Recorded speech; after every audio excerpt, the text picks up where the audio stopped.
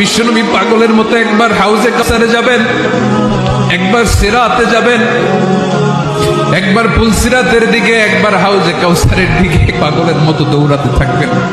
তার কোনো গুনাহগার উম্মত যাতে জাহান্নামে ঢুকে না যায়, সেদিন কেউ সুপারিশ করতে পারবে না বিশ্বনবী ছাড়া।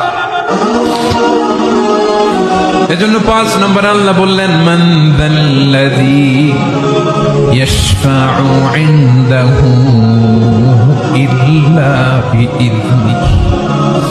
কার সাহস আছে, কার এত বড় বুকের পাটা কিয়ামতের কঠিন দিন আল্লাহর সামনে দাঁড়িয়ে সুপারিশ করবে?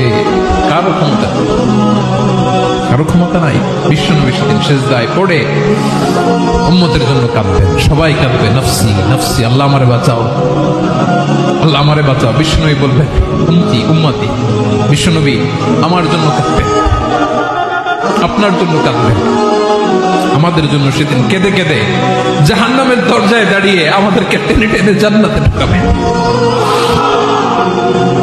এজন্য এই বিশ্বনবীর ভালোবাসা যেন আমাদের হৃদয়ে ভরপুর থাকে। আমার ভাইয়েরা, প্রতি শুক্রবার বিশ্বনবীর উপরে বেশি বেশি যেন আমরা দুরূদ পড়ি। আমরা যখন বিশ্বনবীর সালাম দেই, দুরূদ পড়ি,